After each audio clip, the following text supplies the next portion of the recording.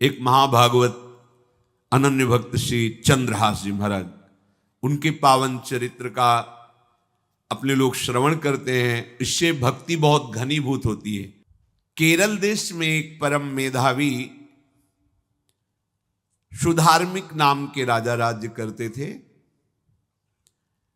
धर्म पूर्वक चलना, प्रजा का पालन करना और भगवान नाम जप करना, शास्त्र विधि से बिल्कुल कभी प्रतिकूल एक भी आचरण जीवन में नहीं किया। तो उनके यहां महाभागवत चंद्रहास जी का प्रादुर्भाव होता है।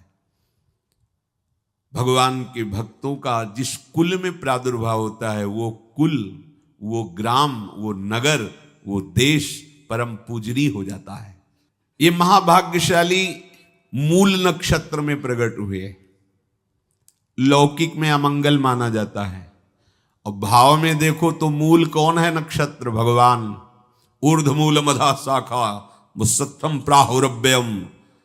सबके मूल कौन है? श्री भगवान। किस नक्षत्र में पैदा हुए? मूल में, भगवत स्वरूप। और लोक में माना जाता है कि मूलन में पैदा हुआ है लड़का, अमंगल है, कुछ नष्ट ही होगा, संसार बड़ा विचित्र है। जैसे बालक रोता है ऐसे उनकी आवाज में निकला कृष्ण कृष्ण।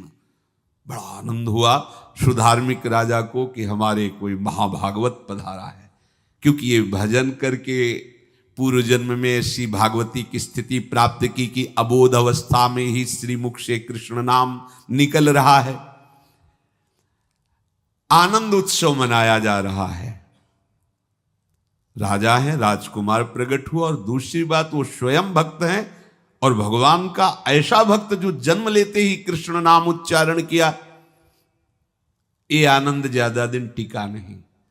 रोज बधाइयां हो रही, आनंद उत्सव मनाए जा रहे। शत्रु पक्ष के राजाओं ने मिलकर कहा यही अवसर है, आक्रमण कर दिया जाए और केरलाधिपति का सब पूरा महल घेर करके कोई एक भी न बचने पावे। शत्रु पक्ष के राजाओं ने घेर लिया। आसपास से राजा और सैनिकों ने घेर लिया। अब वो असावधान थे, आनंद में पुत्र हुआ है, बधाइयां, कोई संभावना ही नहीं थी। गुप्त रूप से शत्रु पक्ष के राजाओं ने आक्रमण करके घेर लिया। अब राजाओं की कई सेनाएं और इनकी असावधानी पूर्वक आनंदमयी वृत्ति में कोई पहले से पता हो तो तैयारी करते, तत्काल आक्रमण को रोकने का प्रयास किया पर असफल रहे। इनके सैनिक भी मारे गए, राजा भी मारे गए, राजमहल को घेर लिया गया, कोई भी एक भी बच के न जाने पावे। तो राजमाता जिनसे चंद्रहास जी का प्रादुर्भाव हुआ था, उन्होंने धाय मां को कहा कि मेरे पुत्र को बचाने में तुम समर्थ हो, मेरे तो प्राण नहीं बचेंगे, अगर ये लोग नहीं मारते तो मैं अपने पति के शव के साथ सती हो जाऊंगी। पहले ऐसी धार्मिक निष्ठा माताओं बहनों में होती थी कि धाय मां ने विचार किया कैसे बचा सकती हूं, आसपास तो सब सैनिक घेरे हुए हैं। तत्काल उसने विचार किया कि अगर हम इनको राजकुमार की तरह ले जाती है तो हमें भी मारा जाएगा और इनको भी मारा जाएगा। देखो कितनी विपत्ति जन्म लेते हैं। कोई प्रश्न कर सकता है कि महाभागवत जिनके घर में प्रकट हो तो वहां धन वैभव सुख संपत्ति बढ़नी चाहिए, यहां तो जन्म से ही जैसे वहां माता पधार, ये क्या है? तो श्री भगवान स्वयं कह रहे हैं यस्य तुष्टो रहम पार्थ वित्तम तस्य हराम्यहम करोमि बंधु विच्छेदम सच कष्टेन जीवति। हे अर्जुन, मैं जिस पर बहुत प्रसन्न होता हूं, आप अपने ऊपर भगवान को बहुत प्रसन्न करना चाहते हैं, बहुत प्रसन्न करने में ये है, देख लो। कह रहे हैं जिस पर मैं बहुत प्रसन्न होता हूं सबसे पहले उसका ऐश्वर्य नष्ट करता हूं। फिर क्या करता हूं? फिर बंधु बांधवों का, फिर क्या करता हूं? असाध्य रोग उसके शरीर में। बोले महाराज जी तुम प्रसन्न हुए हो कि पूरे के पूरे नाराज हो गए हो? बोले यही मेरी प्रसन्नता है। क्या? माया का नाश। अब एकमात्र भरोसा केवल भगवान का, दूसरा कोई नहीं। ये सबको पसंद नहीं आएगा। सब तो उस भगवान की भक्ति चाहते हैं कि अगरबत्ती धूप बत्ती तन मन धन सब तेरा स्वामी, क्या लागे मेरा। पर अंदर से कह रहे सब तन मन धन सब मेरा, क्या लागे तेरा। ऐसे तो चलेगी भक्ति। लेकिन कई बार सत्संग में पीछे धाम में कहा था कि भगवान को रिझाकर लोक मांगोगे तो चैन से रह लोगे, और अगर उनसे प्यार करने की बात मन में ठानी कि बस मुझे केवल आपकी आंखों में आंखों को मिला करके जीवन व्यतीत करना है, मुझे और कुछ नहीं चाहिए, तो फिर लाडले आपको दुशरिहा का कोई आश्रय रहने नहीं देंगे। ध्यान रखना, जितने दुशरिहा होंगे तो ये बर्दाश्त हो तो कदम आगे बढ़ावे। बहुत प्रसन्न हो जाओ ठाकुर हम पे तो कह रहे यस्य तुष्टो हम पार्थ वित्तम तस्य हराम में हम करोमि बंधु विच्छेदम सच कष्टेन जीवती। जितनी श्वासें रहेंगी भयंकर कष्ट मैं उसको व्यतीत करने के लिए दूंगा। ये दंड नहीं है, ये पुरस्कार है। अनंत जन्मों का हिसाब बराबर करके कहीं इसकी वृत्ति मेरे से हट न जाए, ऐसे घेरे में डाल के अखंड चिंतन करवा के सजयति जयति जग उच्चरे। जाको करत श्याम सहाई प्रथम वर्णो कृपा क्रम हो विषय मूल गवाई। कुल कुटुंब बल वित्त हीनो दीन के दुखदाई। आपने को करजु लीनो आप ही अपनाई।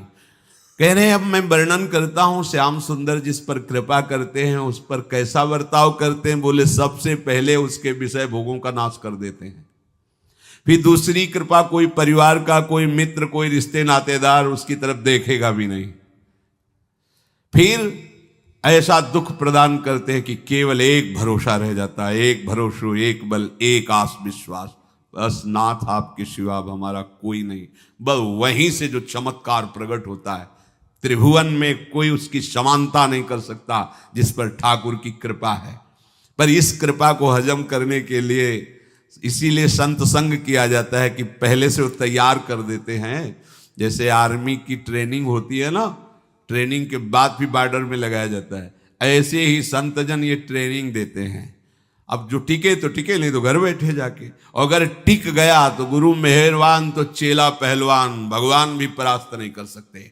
उसमें ऐसी सामर्थ्य आ जाती है कि हर प्रभु के द्वारा दिए गए विधान को हंस करके स्वीकार कर लेता है।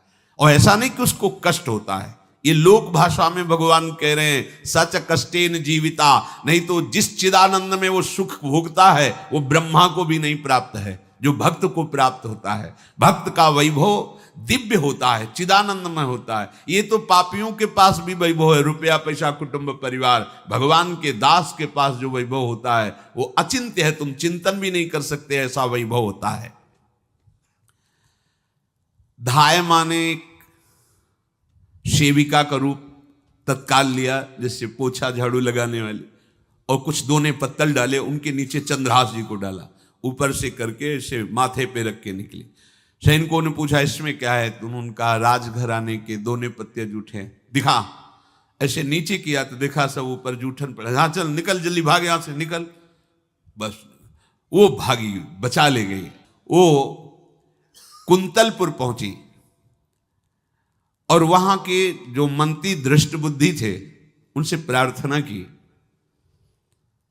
कि मैं सेवा कला में बड़ी प्रवीण हूं और ये मेरा पुत्र है, अगर आपकी कृपा हो जाए तो कुछ समय के लिए हम आपकी सेवा में, महल सेवा में रहेंगी और हमारे पुत्र का पालन पोषण हो जाएगा। उनकी परीक्षा ली गई तो राजघराने की सेविका थी, परम प्रवीण थी, पर उन्होंने ये परिचय नहीं बताया। विधि विधान से राज्य की सेवा में प्रवीण दासी पाकर उसको अच्छा लगा, ठीक है आप रह सकती है। अभी चंद्रहास जी 3 वर्ष के ही थे कि धायमा पधार गए और ये हर समय कृष्ण कृष्ण कृष्ण कृष्ण कृष्ण नाम इनके चलता रहता था।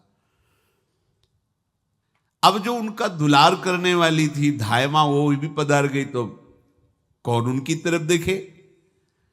पर बहुत ही गौर वर्ण, बड़े ही सुंदर। अब वो गलियों में भटकने, निकाल दिया महल से जब धाय माँ मर गई, क्योंकि धाय माँ की सेवा के कारण उनको रखा गया था। 3 वर्ष के बालक गलियों में, तो कोई भी माँ देखती उनको तो कोई उनको वस्त्र पहना देती, कोई भोजन करा देती। ऐसे ही भगवान के भक्तों की बड़ी विचित्र लीला होती है। यहां चंद्रहास जी को जो भी माता बहन देखती कुंतलपुर के गलियों में, तो कोई वस्त्र, कोई स्नान करवा देती, कोई काजल लगाती, कोई भोजन पवा देती। परमहंसों जैसा जीवन कट रहा है। कृष्ण कृष्ण कृष्ण कृष्ण। 14 भुवनों में जिनकी अव्याहत गति है, जो सबको देखते रहते हैं, श्री देवर्षि नारद जी। ये कृष्ण कृष्ण बोलता है बालक, और इसका हरि के सिवा कोई नहीं। तो एक दिन एकांत में बैठे हुए थे बालक चंद्रहास जी, नारद जी पधारे हैं, भाई जी से मिले हैं। स्वप्न में कितने महापुरुष मिलते हैं जो भजन ठीक से करते हैं, ये बड़े बड़े महापुरुष आकर के उपदेश करते हैं। ये त्रिकाल सत्य हैं, कोई ऐसा नहीं है कि ये कहानी हैं, अभी हैं। जहां आप भगवत चिंतन करेंगे तो आपको परिचय बड़े बड़े महापुरुषों का मिलने लगेगा। नारद जी आए तो देखा आंख बंद की हुई चंद्रहास जी कृष्ण कृष्ण कृष्ण कृष्ण कृष्ण ऐसा उच्चारण कर रहे। त्रिकालज्ञ सर्वज्ञ नारद जी ने देखा कि ओहो, इतना छोटा बालक और कृष्ण कृष्ण बोल रहा है। नारद जी ने स्पर्श किया दुलार करते हुए, सुनो आंख खोलो। आंख खोल के देखा श्री देवर्षि नारद जी। नारद जी ने कहा, देखो हम तुमको एक अमोघ वस्तु देते हैं, और एक छोटी सी शालिग्राम की, इतनी बड़ी शिवग्रह शालिग्राम का जो वो दिया। बोले धो के पी लेना और दिखा के पा लेना, यही तुम्हारी सेवा पद्धति है। अर्थात स्नान करा दिया और जो तुम्हें मिले इनको अर्पित। तो उन्होंने विचार किया कि धोने के लिए, स्नान कराने के लिए पात्र चाहिए, भोग लगाने के लिए पात्र चाहिए। तो जैसे कोई पान की बीड़ी नहीं, तो ऐसे कपोल में शालिग्राम को रखे रहते, कोई पात्र ही नहीं, कोई सिंहासन ही नहीं। यही धुल गए, चरणामृत अंदर जा रहा, जब पाएंगे तो यही पा लेंगे, साइड में ऐसे करके फिर निकाल के धो। यहां कपोल में रखते छोटे से शालिग्राम चंद्रहास जी। और उपदेश किया भगवान के मंत्र का। जब कोई भगवत प्राप्ति के लिए चलता है तो भगवान ही गुरु रूप से प्राप्त होते हैं, वहां तक तुम्हें पहुंचा देते हैं या उन महापुरुष को आपसे मिला देते हैं। जब कोई भगवत प्राप्ति के लिए जहां चलता है तो ये भगवान अपनी तरफ से कृपा करते हैं। ये दृष्ट बुद्धि के जो महल में धाय माँ ने इनका आश्रय स्वीकार करवाया था, उसके एक पुत्र थे मदन जी, वो बड़े भागवत थे।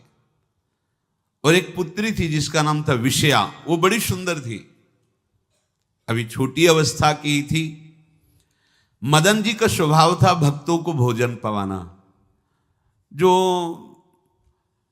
भगवत भाव के जन होते हैं उनके हृदय में ऐसा उत्साह होता रहता है कि जो वैष्णव हैं, संत जन हैं, इनको भोजन पवाने का मतलब श्री भगवान को भोजन पवाना। भक्तमाल में भी वर्णन है कि जैसे गर्भवती मां को आप कुछ भी पवाओ तो बालक की पुष्टता अपने आप होती है, ऐसे संतों के हृदय में भगवान विराजमान प्रगट रूप से हैं। जब हम संतों को भगवत भाव से भोग पवाते हैं तो साक्षात भगवान ही पाते हैं। और मदन थे भगवत भाव के, तो उन्होंने बुलाया बड़े बड़े भक्तों को और ब्राह्मणों को। जब ब्राह्मण और भक्त पा रहे थे तो खेलते खेलते चंद्रहास जी भी वहीं चले गए और उन्होंने भी वहां प्रसाद पाया। अब बड़े बड़े ब्राह्मणों में एक ज्योतिषाचार्य थे। दृष्ट बुद्धि जी ने हाथ जोड़कर प्रणाम किया और अपने परिवार को प्रणाम करवाया और कहा, यह हमारी पुत्री है। दृष्ट बुद्धि जी ने कहा, आप इसका हाथ देकर बताइए, इसको वर कैसा मिलेगा, कैसा ऐश्वर्य होगा। दृष्ट बुद्धि मतलब दुष्ट बुद्धि, ऐसा ही था वो। पर बड़ा विचित्र खेल है, इसकी बुद्धि एकदम विपरीत और पुत्र महाभागवत। भगवान का खेल है। वो भक्ति विरुद्ध और पुत्र भागवत। उन्होंने कहा वर, ऐसे दृष्टि डाली चंद्रहास जी वहीं पार, वो है इसका वर। वो इसे धाय का एक दासी का लड़का हमारी पुत्री का वर बने।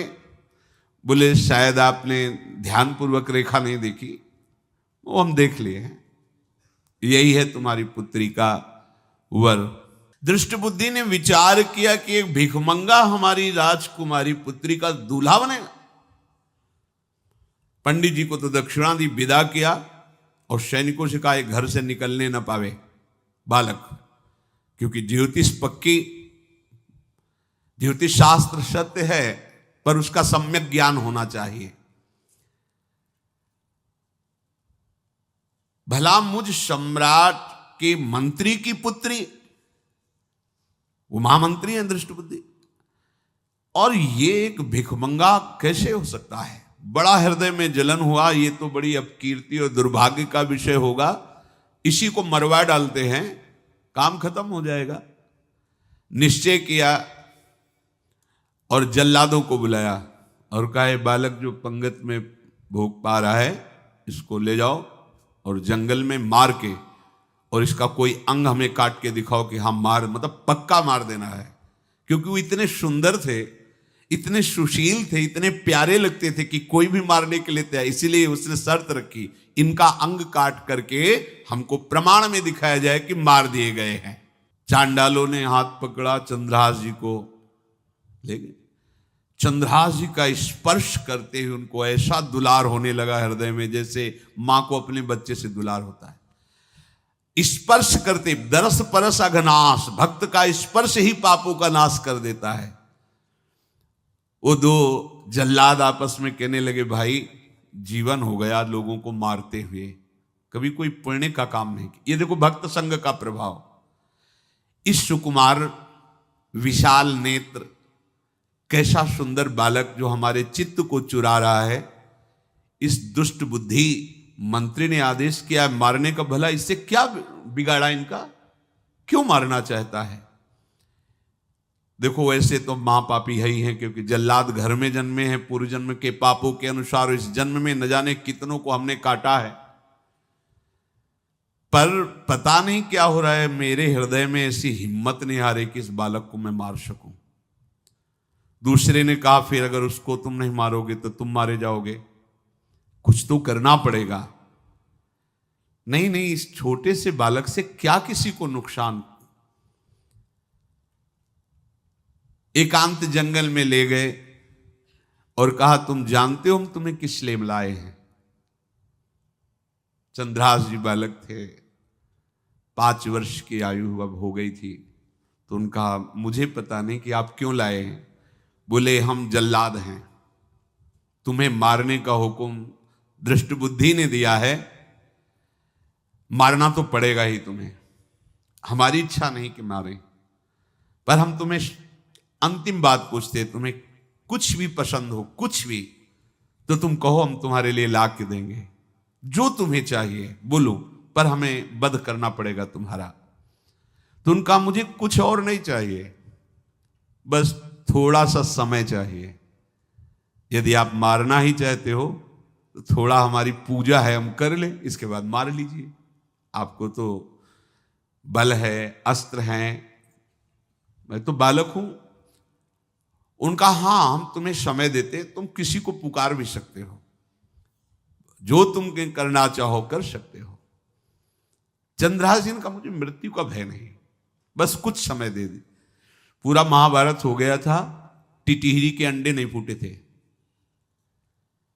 वहीं टिटिहरी का, तो टिटिहरी एक पक्षी होती है ना, टे टे करके उड़ती है, तो उसके अंडों के ऊपर एक हाथी का घंटा हो गया, गिर गया ऐसे।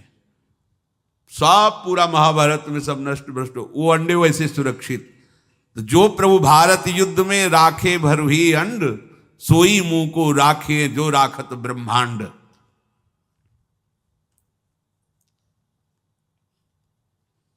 मैं तो अनाथ हूं, श्री कृष्ण के सिवा कोई मेरा है नहीं। मैं किसको पुकारूं? मेरा आश्रय तो एकमात्र वही प्रभु हैं।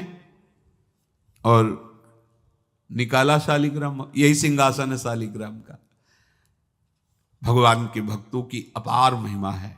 क्या सेवा, वहां कोई पंचपात्र गंगा जल ये सब थोड़ी है, लेकर बस आंसुओं से अभिषिक्त कर रहे हैं। प्रभु मुझे तो कोई ज्ञान नहीं कि आपकी सेवा कैसे की जाती, मैं तो अपने मुख में ही आपको रखता हूं। अब मेरे जीवन का अंत होने जा रहा है, बस मैं यही प्रार्थना करता हूं कि मैं आपके ही समीप पहुंचूं, आपका ही स्मरण करूं, आपसे कभी विलग न हो, एक भी वृत्ति आपसे कभी विलग न जाए। श्याम सुंदर मुरली मनोहर ललित त्रिभंगी ध्यान करते हुए आंख खोली और इशारा किया, काट दो मुझे। जल्लादों ने जब देखा आंसू चल रहे ऐसा, वो बैठ गए अस्त्र रख के, कहने लगे भाई तुम मुझे मार दो, भले भले वो दृष्ट बुद्धि मुझे, मैं इस बालक को नहीं मार पाऊंगा, मेरी हिम्मत नहीं। अब कुछ भी हो, मेरा वध हो जाए, पर मैं इस बालक को, गिरे मुरझाई दया आई कछु भाए भरे, ढरे प्रभु और मति आनंद शोभिनी है, हुती छठी आंगुरी सो काट लई दूषण हो, भूषण ही भयो जाई कहीं सांच चीनी है। जब नेत्र का इशारा हुआ कि वध कर दो, तो जो बधिक मारने के लिए आए हत्यारे थे वो आनंद से एकदम प्रफुल्लित हुए और कहा मैं नहीं मार पाऊंगा तुम्हें। तो एक ने कहा देखो एक उपाय मुझे दिखाई दे रहा है, इस बालक में विशेषता तो है ही, पर इसके पैरों में देखो, बाएं पैर में एक छठी अंगुली भी है, किसी किसी को होती है। गांव में तो कहते हैं छंगू या छंगा, जिसे होता है ना गांव में, और ये छंगा मतलब 6 अंगुली के। बोले इसको अगर काट लेते हैं तो प्रमाण भी सत्य, जिसकी कसम खवाएगा मैं खा लूंगा कि ये चंद्रहास जी के है, और मैं मार दिया। और कौन इस बालक को ढूंढेगा, जंगल में छोड़ देते हैं, अपनी तो सामर्थ्य नहीं। बधिकों ने, जल्लादों ने ऐसा ही किया और जाकर अंगुली दिखा दी, मैं बालक का वध करके आ गया हूं।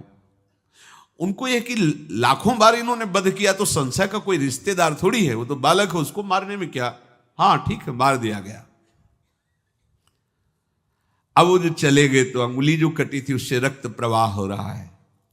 कृष्ण कृष्ण जगन्नाथ वासुदेव जनार्दन, हे कृष्ण हे जगन्नाथ हे वासुदेव हे जनार्दन, ऐसे नाम उच्चारण करते हुए मूर्छित हो रहे हैं चंद्रहास जी। वो छोड़ करके जल्लाद चले गए। चंद्रहास जी भगवान का स्मरण कर रहे हैं, तो जितने जंगल के मृग हैं वो सब मंडलाकार घेर के ऐसे। एक हुमा नाम का पंछी होता है, अगर उसके पंखे की छाया पड़ जाए तो चक्रवर्ती सम्राट का वैभव प्राप्त होता है। और वो भीड़ की भीड़ पक्षी आकर चंद्रहास जी के ऊपर ऐसे घेरे हुए हैं, आसपास मृग मृगी मृग शावक सब घेरे हुए हैं। बीच में चंद्रहास जी कृष्ण गोविंद दामोदर माधव ऐसे उच्चारण कर रहे हैं। जो भगवान के चिंतन में मगन रहना अपना स्वभाव बना लेता है, तो देखो ऐसे हत्यारों के हृदय में भी दया गई, क्योंकि दया समुद्र भगवान का स्मरण जो करते हैं उनमें ऐसी महामहिम दिव्यता आ जाती है। कोई भी कितना भी निर्दयी हो, अंदर से वो भले जल रहा है द्वेष के कारण, पर कहीं ना कहीं ये द्वेष आंतरिक राग का सूचक हो। वो भी भक्त को प्यार करता है, पर भक्ति ना होने के कारण वही उसका राग द्वेष में बदल जाता है। कोई भी हो, अंदर से जब भक्त के प्रति जलन पैदा करता है तो उसमें मूल होता है भक्त की महिमा, भक्त का महत्व, पर उसे ना प्राप्त, जैसे कहते हैं कि वो अंगूर खट्टे हैं और हट नहीं प्राप्त कर पाए तो अंगूर खट्टे हैं। बकाया महत्व तो सब के अंदर होता है, दुष्ट से भी दुष्ट के अंदर भगवान के भक्तों का महत्व होता है, क्योंकि सबके हृदय में भगवान विराजमान है। अब चंद्रहास जी भगवत स्मरण करते हुए पक्षियों के और मृग आदि के बीच में हैं। उधर भगवान का एक विधान तैयार होता है। वह देश भूमि में रहत लघु भूप और सुख सबे एक सुत चाह भारी है। कुंतलपुर के ही अधीन एक चंदनवती नाम की राज्य नगरी थी। वहां के राजा थे, उनके पुत्र नहीं हो रहा था, तो कुंतलपुर सम्राट पद, चंदनवती राज्य राजा, जैसे प्रदेश और दिल्ली में बैठे हुए जो प्रधानमंत्री राष्ट्रपति वो बादशाह, जो दिल्ली का अधिकार वो बादशाह, और ऐसे छोटे छोटे जो राज्य हैं उनको राजा। तो ये चंदनवती के राजा कर दिया करते थे, प्रत्येक राजा को कर देना होता था, बादशाह को। इनके पुत्र था नहीं और कर देने के लिए कुंतलपुर ही जा रहे थे, तो रास्ते में देखा कि बहुत से मृग और पंछी ये घेरे हुए क्या है, तो एक कौतूहल सा कि क्या है बीच में, आसपास मंडलाकार मृग, फिर वो विहंग पक्षी जो भगवान के आश्रित है, भगवान कैसी व्यवस्था करते हैं। वो चंदनावती के राजा दौड़ करके एक कौतूहलवश, क्या है यहां, मृगी पंक्तियों के बीच में पक्षी, हुमा नाम का बड़ा पवित्र पक्षी हिमालय आदि में पाया जाता है, जिसके ऊपर इसकी छाया पड़ जाए वो ऐश्वर्यवान हो जाए। देखा बालक दिव्य तेजों में, और मूर्छावस्था में नजदीक गए तो अंगुली पूरी कटी हुई थी, तो रक्त प्रवाह, गोद में उठाया और आनंदित हो गए, हमारी पुत्रेष्टि यज्ञ सफल हुई, हमारा दान पुण्य सफल हुआ, ऐसा हमें सुंदर बालक मिला। चंद्रहास जी को लेकर के घर आए और हृदय में भगवान का बार बार कृपा प्रसाद मना रहे, मुझे भगवान ने पुत्र दिया। चंद्रहास जी को लेकर आए, आनंद मंगल बधाइयां बजने लगी, बहुत सी संपत्ति न्यौछावर कर दी। 5 वर्ष के चंद्रहास जी हैं। पूछा बेटा तुम्हारे माता पिता कौन है, तो कहा श्री कृष्ण। परिवार में कौन है, श्री कृष्ण। मतलब तुम्हारा कोई नहीं है, नहीं है श्री कृष्ण। समझ गए कि भगवान ही हमें कृपा करके ऐसे महाभागवत पुत्र को दिया। और है कौन, वास्तविक कोई नहीं श्री कृष्ण के सिवा। बड़ा उत्सव मनाया और अपने राज सिंहासन का अग्रिम अधिकारी युवराज पद चंद्रहास जी को। अब तो पूरे राज्य में आनंद की वर्षा हो रही। राजा मन में विचार कर रहे हैं कि ऐसा प्रतापी भक्त हमारे यहां आया है, अब हमको किसी को कर देने की जरूरत नहीं। तो जो हर महीने वर्ष में जो बंधा हुआ कर था उन्होंने नहीं दिया। 1 बार 2 बार 3 बार जब कर नहीं पहुंचा तो सम्राट ने आदेश किया मंत्री को कि चंदनावती से कराना बंद हो गया है। क्या बात है? यदि वो अहंकार से युक्त हो तो आक्रमण करके नष्ट करो, यदि समस्या है तो उसका सहयोग करो। बादशाह के आदेश से वहां दृष्ट बुद्धि पहुंचे तो युवराज पद पर चंद्रहास जी विराज, जिनको मारने के लिए जल्लादों के हाथ में दे दिया था। पूरे पूर्वासी ऐसा प्रभाव चंद्रहास जी का है कि सब कृष्ण भजन करते हैं, सब आनंद में मगन रहते हैं। चंद्रहास जी थोड़ा सयाने हो गए थे तो पूर्ववासियों को उपदेश देते, 1 बार हमारे राज्य में भोजन पाया जाएगा 24 घंटे में, और सबके घरों से आरती की शंखनाद घंटानाद सुनाई देना चाहिए। सबके यहां शाम के रोज नाम कीर्तन और भगवत कथा होनी चाहिए, क्योंकि आयुष्यम चपलम तादृक जल बुद्बुद सन्निभम चिंतयध्वम जनामूढ़ा माधवम वर्षम सुस्थिरम। भाइयों, ये आयु बड़ी चंचल है, कब शरीर छूट जाए पता नहीं, पानी का बुलबुला कब फूट जाए कोई पता नहीं। इसलिए माधव श्री कृष्ण का नाम कीर्तन, उनकी आरती पूजा, उनका ध्यान और 1 टाइम भोजन। पूरे नगर में अब सोचो कितना भक्ति का प्रभाव होता है। पूरा नगर में, हर घर में आरती, पूजा, कीर्तन। चक्रवर्ती सम्राट के लक्षण स्वाभाविक चंद्रहास जी में प्रकट होते थे। अब दृष्ट बुद्धि जब वहां गया, देखा युवराज पद पर, पहचाना कि वही बालक है, ये तो चंद्रहास है, क्योंकि काफी समय तो महल में ही रहे थे दाई मां के साथ और अच्छे से पहचान थी। अब उन्होंने विचार किया कि ये तो बहुत अनिष्ट हो गया, हमने तो मारना निश्चित किया था और जल्लादों ने इसको छोड़ दिया और अब तो ये राजा का राजकुमार बन गया। तो राजा से कहा कि पहली बात, युवराज पद पर बैठालने के पहले तुम्हें सम्राट को सूचना देनी चाहिए थी। दूसरी बात, अभी तक तुमने कर नहीं दिया। जानते हो कि अगर सम्राट का भाव बदल गया तो एक क्षण में तुम्हारे राज्य को नष्ट कर दिया जाएगा। तो राजा ने हाथ जोड़कर, चंद्रावती के राजा ने कहा, महाराज आप ही अब हमारी रक्षा कर सकते हो। तो उसकी दृष्टि चंद्रहास पर थी, इसको मरवाना है, क्योंकि पंडित ने बताया था यही पति बनेगा। अरे तो अब तो आनंदित होना चाहिए कि अब तो राजा बनेगा, अब तो बढ़िया है। लेकिन चंद्रहास जी को यदि आप सम्राट के पास भेज देते हैं और सम्राट निश्चित प्रसन्न हो जाएंगे चंद्रहास को देख के, तो वो तुम्हारे इस अपराध को क्षमा कर देंगे। युवराज पद दे दिया और भेंट नहीं दी, कर नहीं दिया महीनों से, तो ऐसा करो चंद्रहास जी को भेज दो। राजा ने स्वीकार कर लिया। और पहले लोग बिल्कुल धर्म से चलते थे, कहीं भी अधर्म का लेश नहीं। एक चिट्ठी लिखी दृष्ट बुद्धि ने और चंद्रहास जी से कहा खोल के पढ़ना नहीं, मेरे पुत्र मदन को देना जाके, और मदन तुम्हें फिर आगे का कार्य सम्राट से मिलाना, माफी करवा देना, ये सब करवा देगा, पर ये चिट्ठी तुम रास्ते में खोल के नहीं देखना। और वैसे भी किसी का पत्र खोल के देखने का धर्म नहीं कहता। अगर कोई पत्र दे तो ये नहीं कि इसमें क्या लिखा है, नहीं, या तो हिम्मत नहीं है, इतनी धैर्य नहीं है तो मत लो। अगर धैर्य है तो हाथ में लेकर जहां तक पहुंचाना वहां तक पहुंचा दो, नहीं तो वो कार्य ही मत लो। ये अधर्म है कि आप बीच में उसको खोलकर पढ़े। पहले लोग बहुत धर्मात्मा होते थे, एक एक बात धर्मयुक्त होती थी।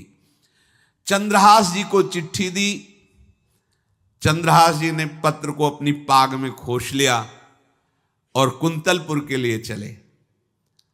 अब इनका किशोर अवस्था में प्रवेश हो चुका था। एक सुंदर कुंतलपुर के बाहरी रमणीय बगीचा था, वृक्ष बहुत सुंदर सुंदर, पुष्पवाटिका भी, बड़ा मनोरम लगा। घोड़ा बांध दिया वृक्ष में और पहले सरोवर का बड़ा निर्मल जल होता, जल पिया, हाथ मुंह धोया, थोड़ी देर भगवान का ध्यान करते रहे वृक्ष के नीचे और फिर लेट गए तो नींद आ गई। भगवान बड़े कृपालु हैं। जो भगवद आश्रित होता है त्रिभुवन में कोई उसका अमंगल नहीं कर सकता।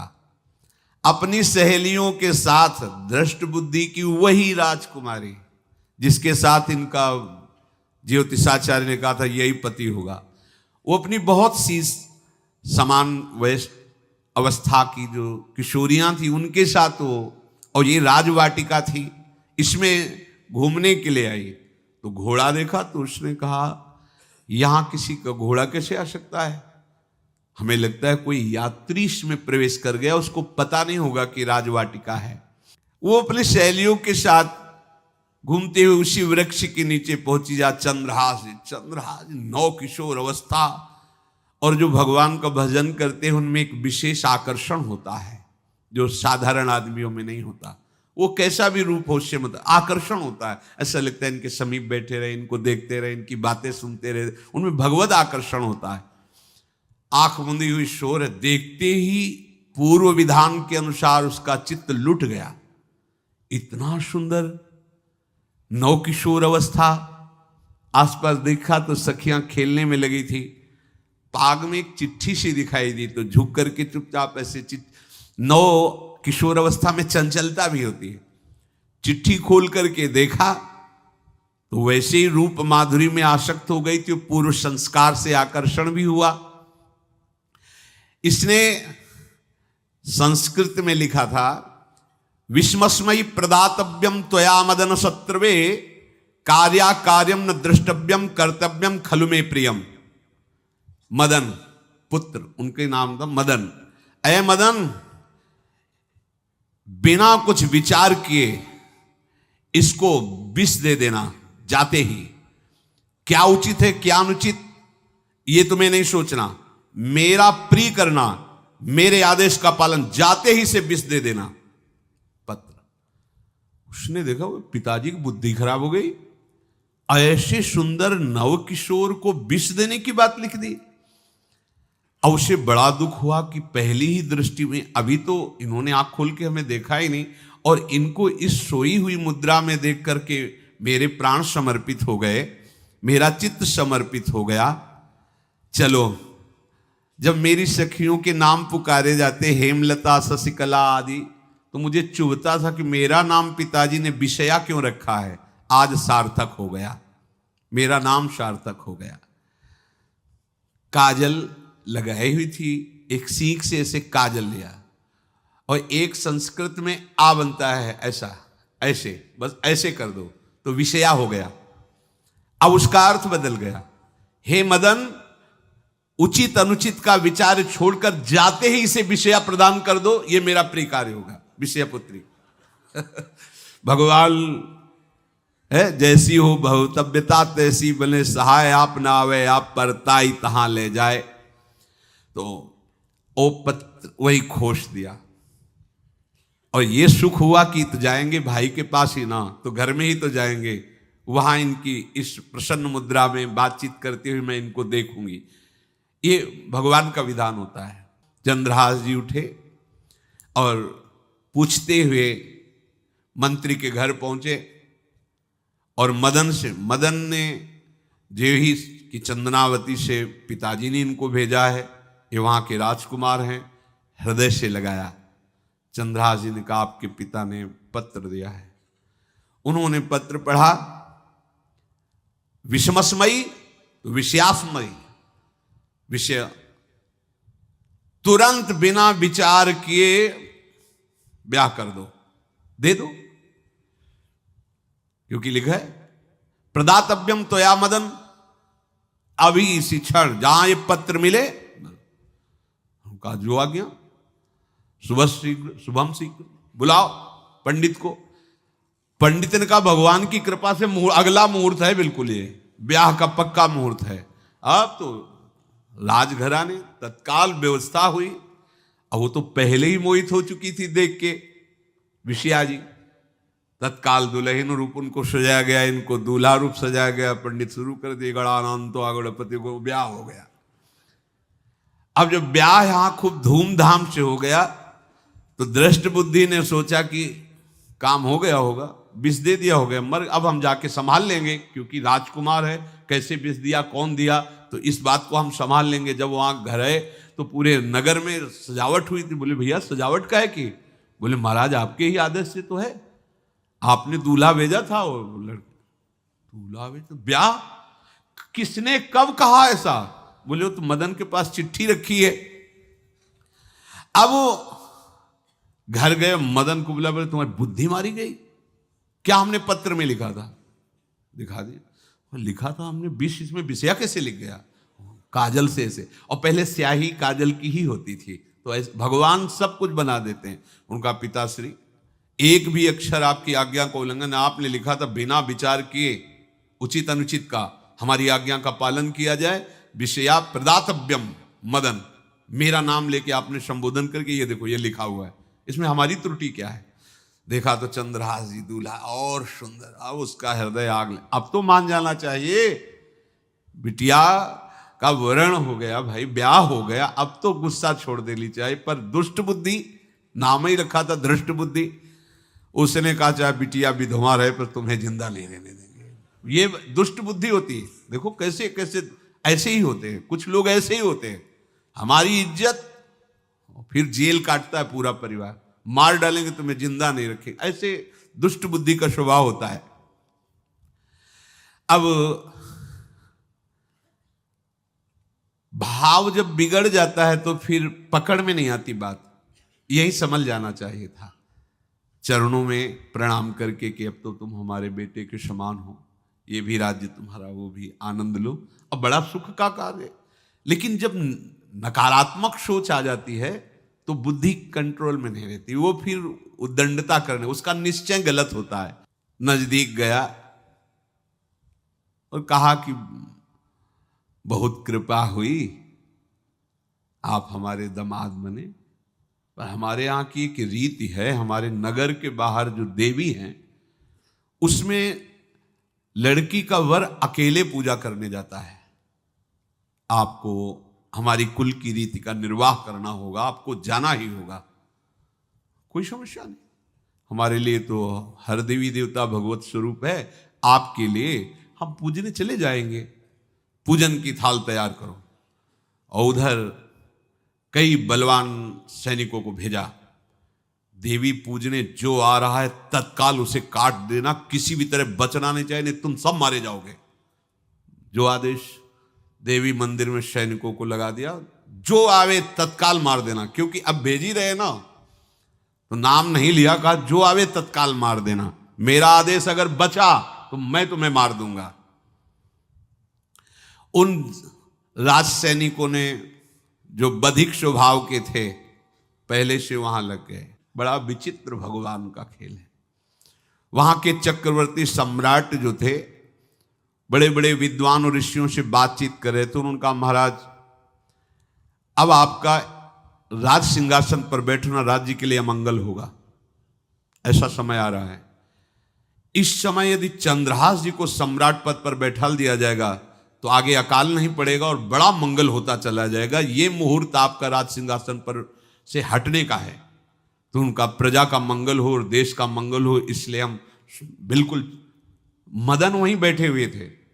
सचिव ने कहा तुरंत जाओ और जो तुम्हारे बहनोई बने हुए हैं चंद्रहास जी को लाओ। तो भागे।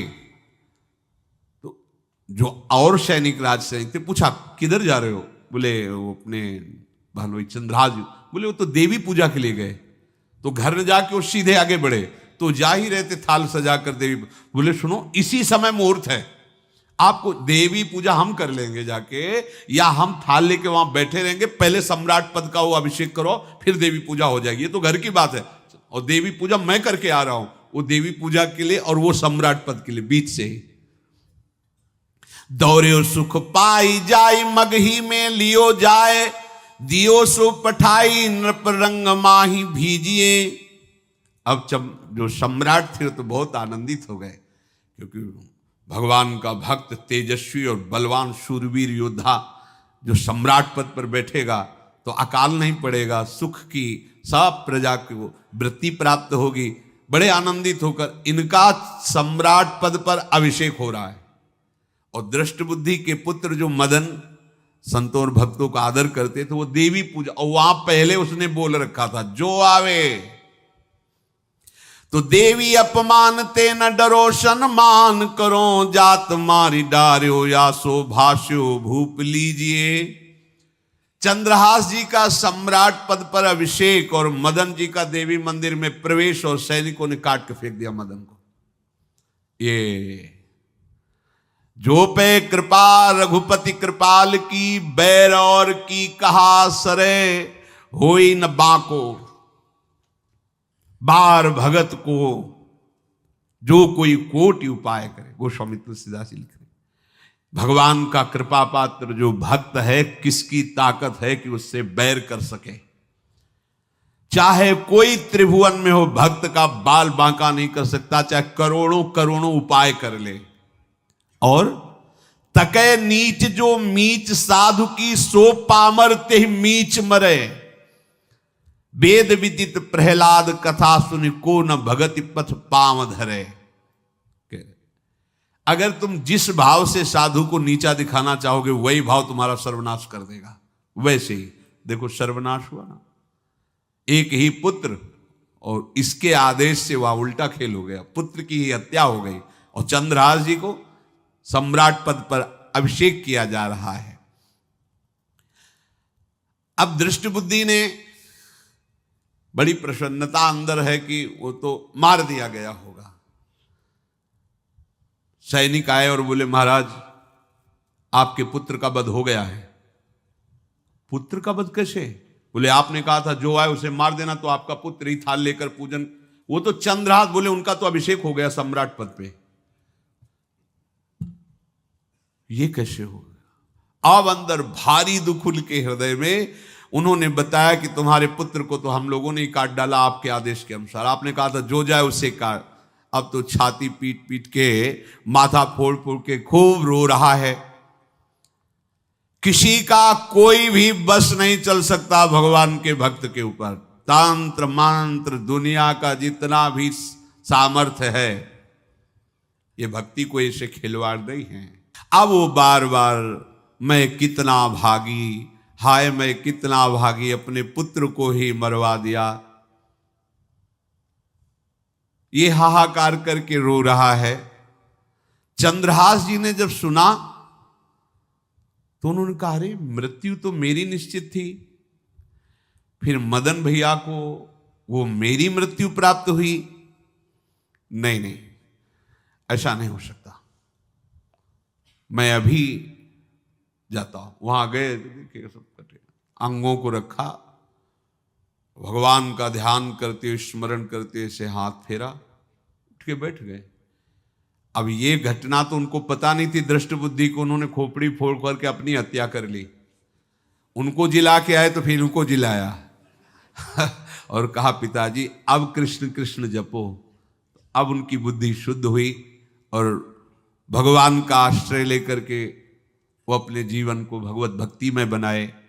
तो जो भगवान का भक्त है उससे द्रोह करने वाले को भी परम मंगल ही देते हैं भक्त, पर भक्ति में अनन्यता की आवश्यकता है। प्रारंभ इहलोक परलोक के सारे सुखों को भगवान के चरणों में समर्पित करके किसी व्यक्ति वस्तु स्थान का आश्रय नहीं होना चाहिए।